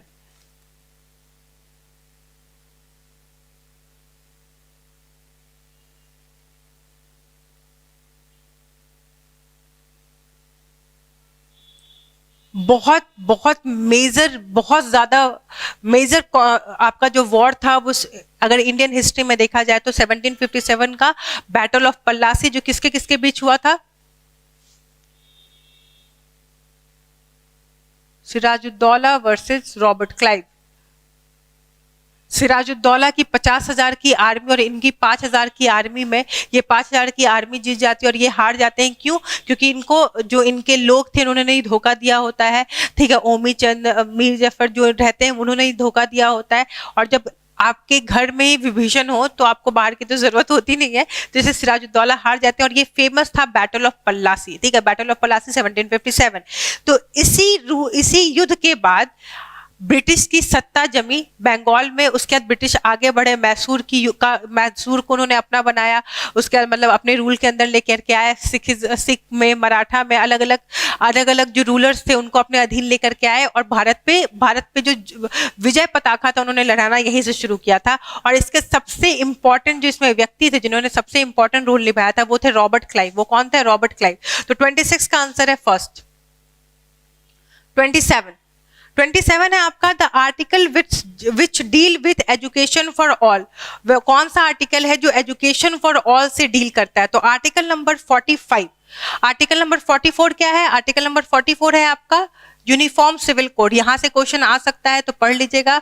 आर्टिकल 44 है यूनिफॉर्म सिविल कोड।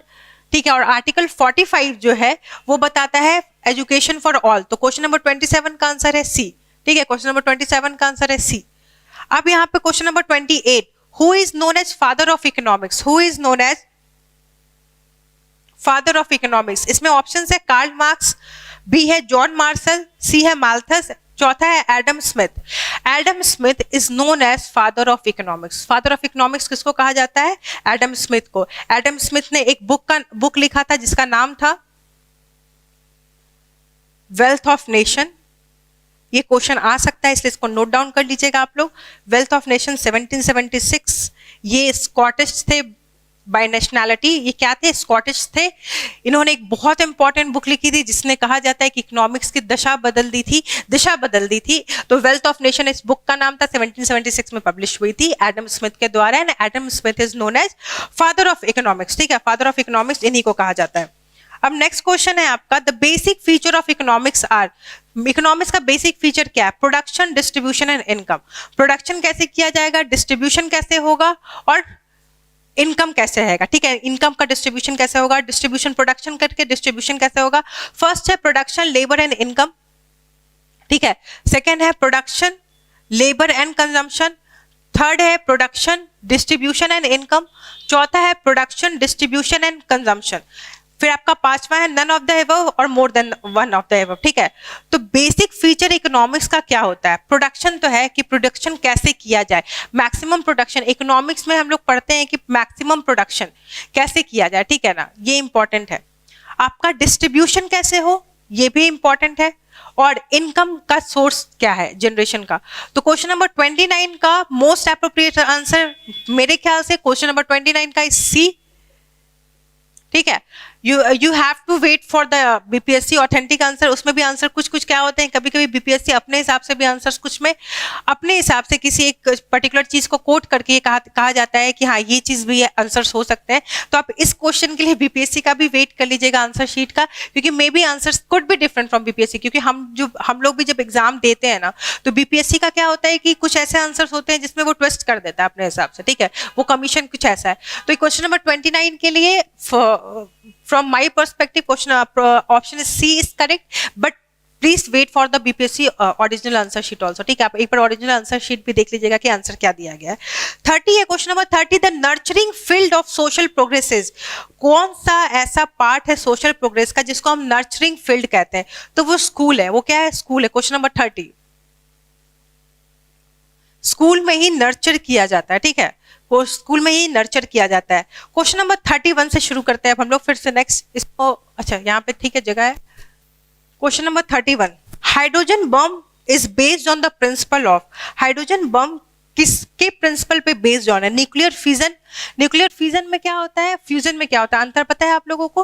फ्यूजन में होता है दो जो छोटे छोटे मतलब छोटे लाइटर मॉलिक्यूल्स होते हैं वो मिलते हैं और एक बड़ा मॉलिक्यूल बनाते हैं, जबकि फ्यूजन में एक बड़ा न्यूक्लियस जो है वो टूटता है और छोटे छोटे न्यूक्लियस में टूटता है और एनर्जी देता है। ठीक है, तो हाइड्रोजन बॉम्ब जो है वो किस पे डिपेंड करता है? Nuclear fusion, natural radioactivity या artificial radioactivity? It is dependent on principle of nuclear fusion, uncontrollable nuclear fusion. तो क्वेश्चन नंबर 31 का आंसर है आपका B. 32, which of the following are chemical changes, इसमें से कौन सा केमिकल चेंज है? केमिकल चेंज मतलब क्या हो गया कि उसको रिवर्स बैक नहीं किया जा सकता, उसको क्या किया जा सकता है? रिवर्स बैक नहीं किया जा सकता है। Once it is done, it is done, ठीक है। तो cooking of food, it is a chemical change. Digestion of food, it is a chemical change. Freezing of water, water को फ्रीज कर दो, टेम्परेचर घटा दोगे तो फिर वाटर वाटर बन जाएगा। वाटर इज हीटेड, पानी गर्म हो रहा है, वेपर बन रहा है, फिर उसको कूल डाउन करो, ये बन जाएगा, ठीक है।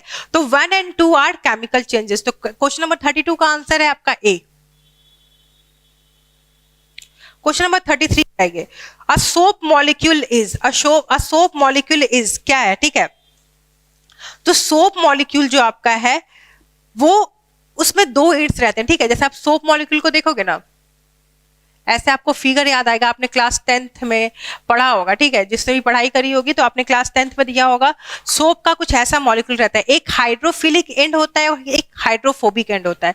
क्या होता है? एक हाइड्रोफिलिक एंड होता है, एक हाइड्रोफोबिक। हाइड्रोफोबिक मतलब वो पार्ट जो वाटर से डरता है, ठीक है, जो वाटर से दूर रहने की कोशिश करता है, और हाइड्रोफिलिक मतलब जो वाटर के पास जाता है। तो सोप मॉलिक्यूल में दो एंड्स रहते हैं, एक हाइड्रोफिलिक एंड और एक हाइड्रोफोबिक एंड। अब सबसे पहले तो एक चीज और एडिशनल इंफॉर्मेशन देख लीजिए, सोप जो है वो बनता कैसे है? वो सैपोनिफिकेशन एक रिएक्शन होता है, सैपोनिफिकेशन।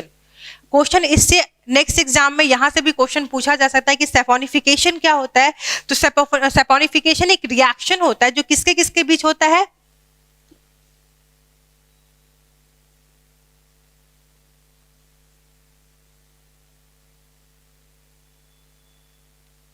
सैपोनिफिकेशन रिएक्शन NaOH या KOH और वेजिटेबल ऑयल्स के बीच होता है।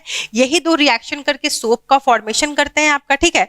इसके बाद इसका क्वेश्चन क्या पूछा गया, आप क्वेश्चन पे आ जाइए। क्वेश्चन में पूछ रहा है कि सोप मॉलिक्यूल का क्या होता है? हाइड्रोफोबिक हेड होता है और हाइड्रोफोबिक टेल होता है।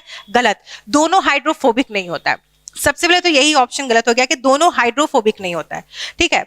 सेकंड ऑप्शन में आइए, हाइड्रोफोबिक और हाइड्रोफिलिक, ये ऑप्शन अभी बस मैंने ऑप्शन टिक किया, अभी मैंने पढ़ा नहीं है, तो ऑप्शन बी हो सकता है। अभी मैंने सिर्फ हाइड्रोफिलिक और हाइड्रोफोबिक पढ़ा है। फिर सी ऑप्शन क्या है? दोनों हाइड्रोफिलिक है, ये भी नहीं होगा। आपको मैंने पहले बताया सोप में एक एंड हाइड्रोफोबिक होता है और एक एंड क्या होता है? हाइड्रोफिलिक होता है। अब सेकेंड ऑप्शन में क्या बोल रहा है कि हाइड्रोफोबिक हेड है और हाइड्रोफिलिक टेल है। नहीं, जबकि हाइड्रोफोबिक टेल होता है, हाइड्रोफोबिक टेल होता है और हाइड्रोफिलिक क्या होगा? हेड होगा, ठीक है। तो क्वेश्चन नंबर आपका 33 में क्या होगा? हाइड्रोफिलिक हेड होगा, ठीक है। हाइड्रोफिलिक हेड होगा, पोलर हेड, और हाइड्रोफोबिक टेल होगा, ठीक है। हाइड्रोफोबिक टेल होगा। तो क्वेश्चन नंबर 33 का आंसर होगा डी, ठीक है। क्वेश्चन नंबर 34 पे आइए अब। और एक चीज याद रखिएगा, सैपोनिफिकेशन एक रिएक्शन है जो कि वेजिटेबल ऑयल्स और NaOH या KOH, NaOH को क्या कहेंगे? सोडियम हाइड्रोक्साइड, और KOH को क्या कहेंगे हम लोग? पोटेशियम हाइड्रोक्साइड कहेंगे, ठीक है।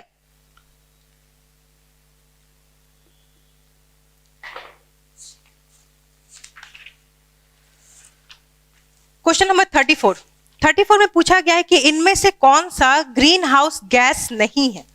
क्या है ग्रीन हाउस गैस नहीं? तो पहले आप ये देखिए कि ग्रीन हाउस गैसेस कौन कौन से हैं।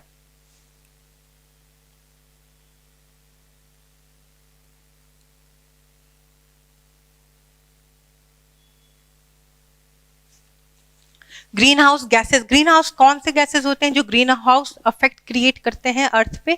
मतलब टेम्परेचर इंक्रीज करते हैं, ओवरऑल जो अर्थ का टेम्परेचर है उसको क्या करते हैं? इंक्रीज करते हैं। कैसे इंक्रीज करते हैं? क्योंकि सन की जो ऊष्मा है, जो सन की गर्मी है, इसको क्या करते हैं? ट्रैप कर लेते हैं, ठीक है।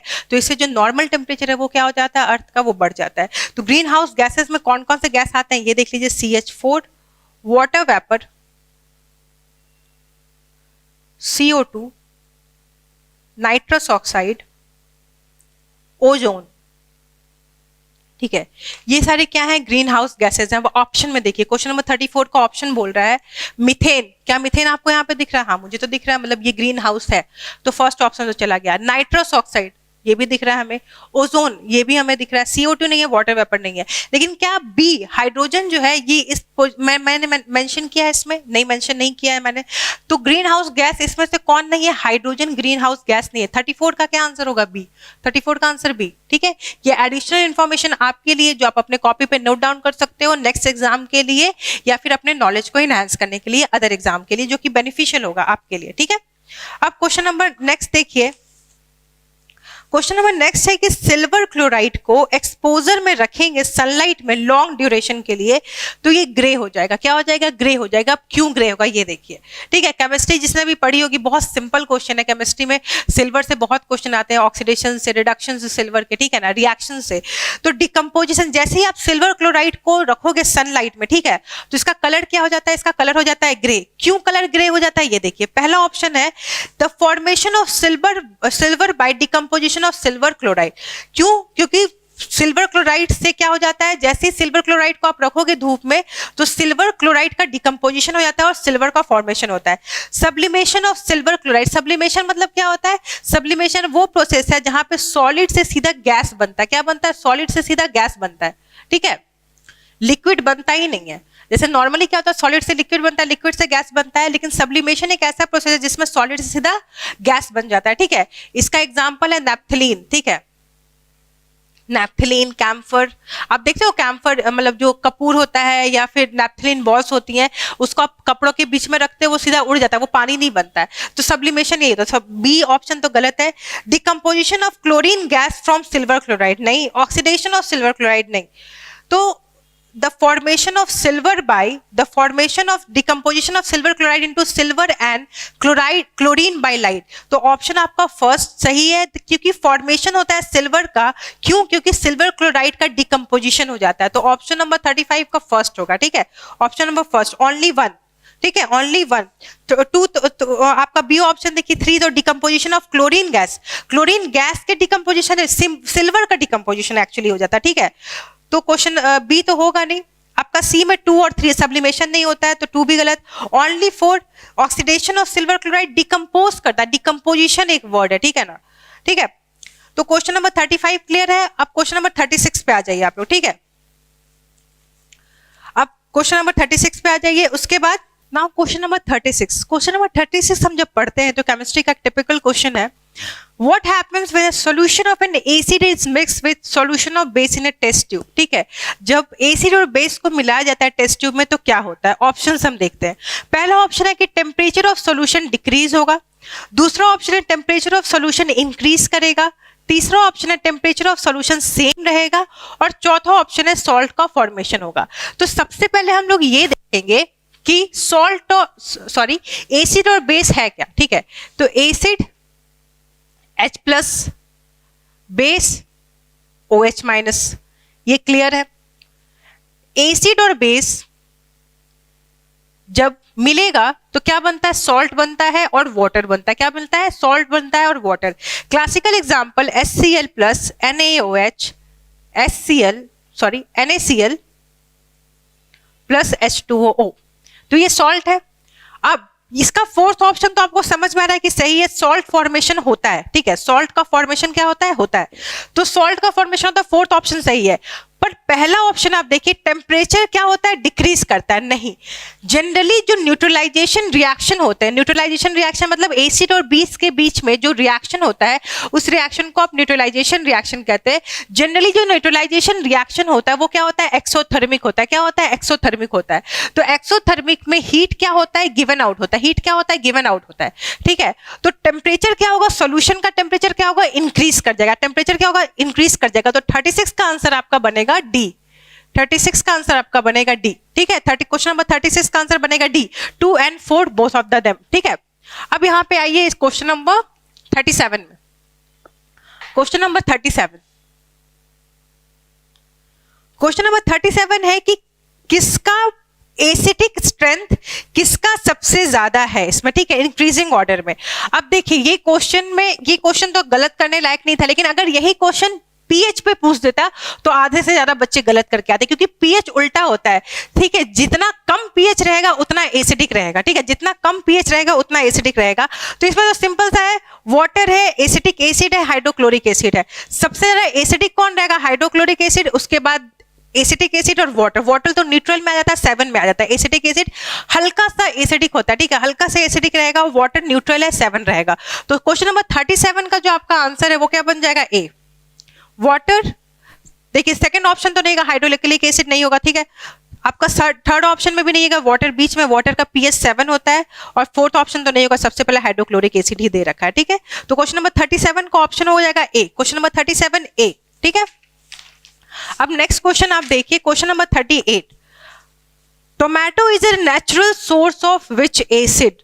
टोमेटो नेचुरल सोर्स है किस एसिड का, ठीक है। तो अब यहां पे आप समझिए बात को, ठीक है। हर बहुत सारी ऐसी चीजें जिसमें एसिड पाया जाता है, जैसे एप्पल, एडिशनल इंफॉर्मेशन है आपके लिए, मैलिक एसिड एप्पल में पाया जाता है, ठीक है। साइट्रिक एसिड, जितना साइट्रिक एसिड है साइट्रस फ्रूट में पाया जाता है साइट्रिक एसिड, ठीक है। टार्टेरिक एसिड जो आपका है वो टैमरिंड में पाया जाता है, ठीक है। और एसिटिक एसिड आपका विनेगर जो है उसमें एसिटिक एसिड विनेगर ही रहता है, ठीक है। अब आपका इसमें एक है कि natural source of which acid, तो नेचुरल सोर्स जो होता है वो ऑक्सैलिक एसिड का होता है। टोमेटो जो होता है, टोमेटो वैसे कहा जाता है कि 10 जो है 10 एसिड्स पाए जाते हैं, बहुत सारे वैरायटी, लेकिन मेजॉरिटी जो है ऑक्सैलिक एसिड का प्रेजेंस रहता है, ठीक है। तो 38 का सी, डी सॉरी 39, आपके बॉडी पीएच का, आपके बॉडी का पीएच रेंज क्या है? आपके बॉडी का पीएच रेंज क्या है, ठीक है। Question number 39, what is the range of your body, ठीक है। तो बॉडी का पीएच जो है, बॉडी के पीएच से पहले आप जानिए पीएच ऑफ ब्लड। तो पीएच ऑफ ब्लड होता है 7.3 से 7.4 के बीच में, लेकिन बॉडी का पीएच जो रेंज करता है 7 से लेकर 7.8 तक रेंज करता है, ठीक है। तो क्वेश्चन नंबर 39 का ए। 40, क्वेश्चन नंबर 40 में पूछ रहा है कि easily notice smell of LPG is because of which of the following, कि आपने देखा होगा जैसे ही अगर गैस आपने खुला छोड़ दिया होता है, ठीक है, तो पूरे घर में एक पर्टिकुलर सी स्मेल आ जाती है, ठीक है। पूरे घर में एक पर्टिकुलर सी स्मेल आ जाती है, अजीब सी स्मेल होती है, तो जिससे पता चल जाता है कि गैस जो है वो खुला छूट गया, ठीक है, कि गैस खुला छूट गया। ये चीजें बहुत इंपॉर्टेंट है, क्योंकि अगर मान लो अगर उस गैस में एलपीजी में वैसी स्मेल नहीं रहती तो क्या आपको कभी पता चलता, और आप एक माचिस की तीली जलाते और पूरा घर जल जाता, ठीक है। तो इसलिए वो स्मेल को ऐड किया जाता ताकि पता चले कि लीकेज है। तो सबसे पहले तो आप ये देखिए कि एलपीजी है क्या है। एलपीजी मेनली, एलपीजी में क्या होता है आपका, ब्यूटेन, प्रोपेन और स्मॉल अमाउंट ऑफ प्रोपिलीन भी, प्रोपाइलिन भी, ठीक है। तो ये क्वेश्चन भी आ सकता है कि एलपीजी में क्या क्या होता है, तो ब्यूटेन, प्रोपेन, प्रोपाइलिन भी रहता है अमाउंट ऑफ। लेकिन स्मेल किसकी वजह से होता है, तो स्मेल जो है एलपीजी में होता है वो इथाइल मरकैप्टन की वजह से होता है। किसकी वजह से होता है? इथाइल मरकैप्टन की वजह से। तो क्या इथाइल मरकैप्टन आपके ऑप्शंस में ब्यूटेन है, आपके ऑप्शन में प्रोपेन है, मिथेनॉल है, इथेन थायोल है, लेकिन मिथाइल मरकैप्टन नहीं है, ठीक है, मिथाइल मरकैप्टन नहीं है। तो इसका आंसर आपका होगा 40 का ई। 40 का क्या होगा? ई, ठीक है। 41 में देखिए कि which state government has decided to start world largest floating solar power project by 2023।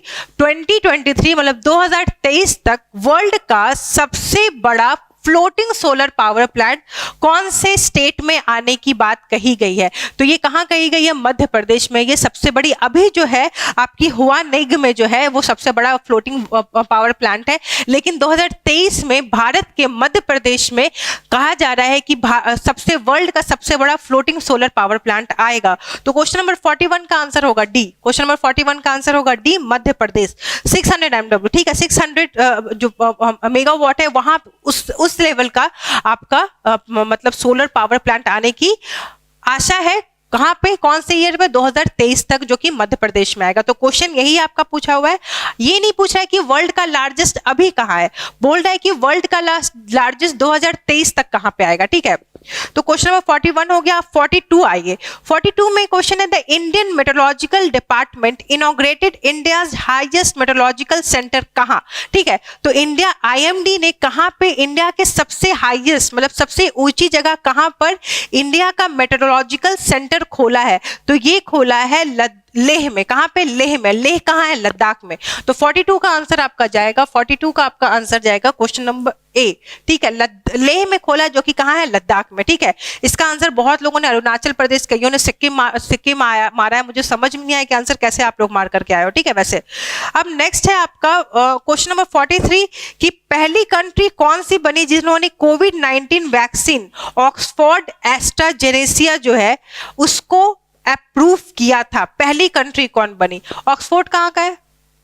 ठीक है, ऑक्सफोर्ड एस्ट्राजेनेसिया। ये बहुत इंपॉर्टेंट क्वेश्चन है, क्वेश्चन बहुत पहले का है। ठीक है, लेकिन क्वेश्चन काफी इंपॉर्टेंट है। तो इंग्लैंड इसको अप्रूव करने वाला पहला कंट्री बना था। कौन सा कंट्री था?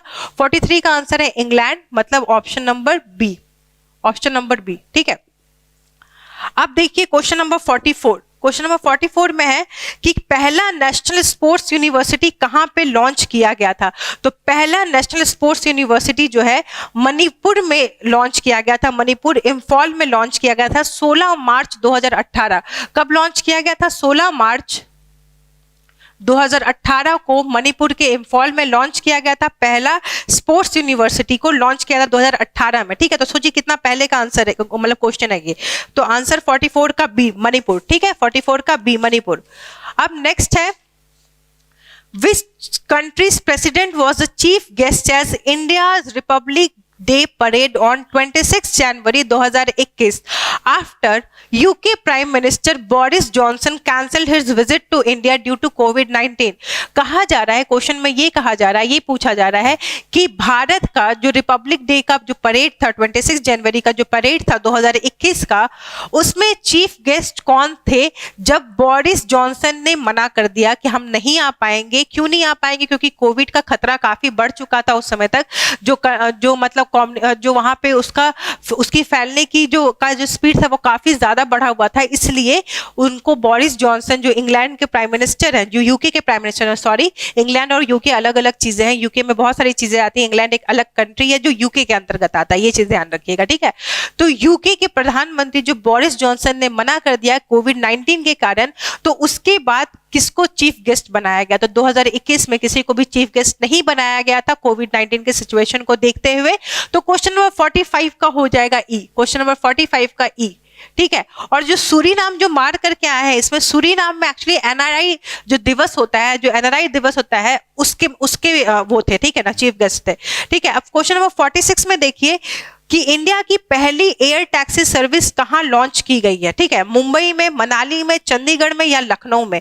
तो पहली जो टैक्सी है, जो पहली टैक्सी है आपकी एयर टैक्सी सर्विस मतलब हेलीकॉप्टर सर्विसेज। ठीक है ना, वो कहां पे लॉन्च की गई है? चंडीगढ़, हरियाणा के चंडीगढ़ में लॉन्च की गई है उड़ान स्कीम के अंतर्गत। ठीक है, तो 46 का आंसर हो जाएगा आपका सी, 46 का आंसर हो जाएगा सी। कौन से स्कीम के अंतर्गत इसको लॉन्च किया गया? उड़ान। उड़ान का फुल फॉर्म क्या होता है? उड़े देश का आम नागरिक, उड़े देश का आम नागरिक। ठीक है, अब क्वेश्चन नंबर 47 देखिए। क्वेश्चन नंबर 47 में क्या है? क्वेश्चन नंबर 47 में पूछ रहा है कि कौन सी country become the first country to receive the Indian कोविड-19 वैक्सीन? इंडिया की कोविड-19 वैक्सीन को रिसीव करने वाला पहला कंट्री कौन बना? तो इसमें दो आंसर है, मालदीव और भूटान, दोनों को एक साथ ही अमॉन्ग द फर्स्ट कंट्रीज जिनको एक साथ ही वैक्सीन दिया गया था। तो इसका ऑप्शन आपका ई हो जाएगा, more than one of the above, 47 का ई। ठीक है, 47 का ई, क्योंकि दोनों कंट्री को एक साथ दिया गया था। ठीक है, जनवरी में दिया गया था। आप जब न्यूज पढ़ोगे तो इसमें लिखा गया था कि Maldives and Bhutan are among the first countries which receive the Indian dose of vaccine. ठीक है, इंडिया की जो वैक्सीन है उनको पहले मिली है। ठीक है, अब यहाँ पे देखिए who become the first women fighter pilot to participate in Republic Day fly past. ठीक है, रिपब्लिक डे के फ्लाई पास्ट में पहली महिला फाइटर पायलट कौन बनी जिन्होंने पार्टिसिपेट किया था? तो शी वॉज भावना कंठ। कौन थी? भावना कंठ थी। ठीक है, 48 का ए, भावना कंठ ने पहली फाइटर पायलट थी जिन्होंने ज्वाइन किया था रिपब्लिक डे फ्लाई पास्ट को। उसके बाद इस साल शिवानी सिंह ने भी किया था। ठीक है, शिवांगी सिंह ने भी किया था, ये भी इंपॉर्टेंट है चीज, याद रखिएगा, आगे वाले एग्जाम्स में पूछा जा सकता है। 49 का क्वेश्चन है, how many rockets have been launch by SpaceX agency on a single rocket? Single rocket में स्पेस एक्स एजेंसी जिने कितने रॉकेट को लॉन्च किया? ये क्वेश्चन बहुत बहुत फेमस क्वेश्चन हुआ था जब ये लॉन्च हुआ था एलॉन मस्क के द्वारा, बहुत फेमस हुआ था। ठीक है, तो इसका आंसर जो है 104, 125, 136, 143। इसका आंसर है 143। एक सिंगल रॉकेट से 143 रॉकेट्स को लॉन्च किया गया था स्पेस एक्स एजेंसी के द्वारा, जो अपने आप में एक कीर्तिमान था। तो 49 का आंसर है डी, 49 का आंसर है डी। 50 क्वेश्चन पे आइए। IISc बैंगलोर जो कि रिनाउंड इंस्टीट्यूट है इंडिया का टेक्नोलॉजी की फील्ड में, ठीक है, रैंकिंग हमेशा बहुत हाई रहती है। IISc बैंगलोर ने एक MOU साइन किया। MOU का मतलब मेमोरेंडम ऑफ अंडरस्टैंडिंग साइन किया है किस ऑर्गेनाइजेशन के साथ? बायोमास गैसिफिकेशन के लिए, जो कि बेस्ड रहेगा हाइड्रोजन जनरेशन टेक्नोलॉजी पे। तो ये साइन किया गया है इंडियन ऑयल कॉर्पोरेशन के साथ। किसके साथ? IOCL के साथ, इंडियन ऑयल कॉर्पोरेशन लिमिटेड के साथ साइन किया गया है IISc बैंगलोर के द्वारा। ऑप्शन इज सी, ठीक है। यही चीज एक हाइड्रोजन प्लांट भी खोला जा रहा है मथुरा में, ठीक है, हाइड्रोजन प्लांट खोला जा रहा है मथुरा में, जो देश का पहला हरित प्लांट रहेगा हाइड्रोजन का। ये क्वेश्चन आने की भी प्रबल संभावना है आपके अगले एग्जाम्स के लिए। तो आज का ये वीडियो यहीं तक है। आई होप कि आंसर जो भी आपके दिए गए हैं वो आपके लिए बहुत बेनिफिशियल हो। जो भी आंसर्स के अलावा जो आपको एक्स्ट्रा नॉलेज दिया गया, ठीक है ना, जो भी एक्स्ट्रा नॉलेज दिया गया वो भी आपके अगले एग्जाम्स के लिए काफी बेनिफिशियल होगा। कुछ क्वेश्चंस ऐसे हैं जहां पे बीपीएससी टर्न ले सकता है, ठीक है। बीपीएससी जैसे मैंने आपको बताया, कुछ क्वेश्चंस ऐसे हैं जहां पे बीपीएससी, क्योंकि कंसेप्चुअल क्वेश्चन है, उसको बीपीएससी हल्का फुल्का ट्विस्ट करता है। जैसा tomato is a natural source of which? Oxalic acid, लेकिन इसमें 10 एसिड्स पाए जाते हैं, ठीक है ना। तो नेचुरल एसिड्स में हो सकता है कि टोमेटो में वो ई दे सकता है, ठीक है ना। आंसर्स ऐसे होते हैं क्योंकि 10 मेजर एसिड्स होते हैं, 10 एसिड्स होते हैं उसमें, कुछ कुछ और एसिड भी, लेकिन ऑक्सैलिक एसिड आपका नेचुरल सोर्स है जो ज्यादा पाया जाता है उसमें, ठीक है। बाकी आप देख लीजिएगा यहाँ पे क्वेश्चन जो भी आपको समझ में आ रहे हैं, ये सारे क्वेश्चंस वैसे ही हैं जैसे आपको पढ़ाया जाता है। कोशिश हमारी यही रहेगी, पॉलिटी से जो भी क्वेश्चन है अगर आप इसको अच्छे से एनालाइज करिएगा, GS 3 का पेपर जो है आपको समझ में आएगा कि पॉलिटी से क्वेश्चंस दिए गए हैं। हिस्ट्री का क्वेश्चन काफी कम था, लेकिन जो भी क्वेश्चन था काफी इंपॉर्टेंट क्वेश्चन था कि किसने ब्रिटिश का साम्राज्य की स्थापना की थी। वो थे रॉबर्ट क्लाइव थे। बैटल ऑफ पल्लासी के द्वारा बहुत मेजर विजय था और बहुत सारे युद्ध उन्होंने लड़े, लेकिन बैटल ऑफ पल्लासी सबसे प्रमुख युद्ध में से एक रहा था, ठीक है। एडम स्मिथ से क्वेश्चन पूछा गया था, बहुत बेसिक क्वेश्चन था लेकिन क्वेश्चन अच्छा था। एक सोसाइटी का क्वेश्चन आपसे पूछा गया था कि नर्चर कहाँ किया जाता था? स्कूल में नर्चरिंग का जो सिस्टम है वो स्कूल में होता है। एक क्वेश्चन ये अच्छा था, ये थोड़ा सा आउट ऑफ कंटेक्स्ट क्वेश्चन था आपके लिए। कंप्यूटर से काफी क्वेश्चन आ रहे हैं तो इसको अच्छे से आप ध्यान में रखिएगा। साइंस एंड टेक के जो क्वेश्चन है उसको रिलेट किया जा रहा है करंट अफेयर से, तो दोनों को मिला करके आप पढ़िएगा। यहाँ पे क्वेश्चंस और कहाँ से, जैसे जो भी प्रीवियस ईयर के क्वेश्चंस है आपके, चाहे वो बीपीएससी के हो या बिहार के अन्य पेपर हो, उसको भी एक बार आप देख के जाइए एग्जाम से पहले, ठीक है। वो भी काफी हेल्पफुल रहेगा आपके। अगर आपको 2 या 3 क्वेश्चन का भी एज देता है प्रीवियस ईयर तो बहुत बड़ी बात है, ठीक है, बहुत ज्यादा बड़ी बात है। क्रोनोलॉजी याद रखिएगा, स्मॉलेस्ट से लेकर के लार्जेस्ट जो ऑर्डर है उसको भी हमेशा में ध्यान में रखिएगा, ठीक है। तो आई होप ये लेक्चर आपके लिए बहुत बेनिफिशियल हो, आपने कुछ सीखा हो। और अगर आपको कोई भी इससे रिलेटेड समस्या हो, कोई भी प्रॉब्लम हो, तो प्लीज उसको ऐप पे पोस्ट कीजिए या यूट्यूब पे के कमेंट सेक्शन में जरूर लिखिए। We will try to solve it out. Thank you.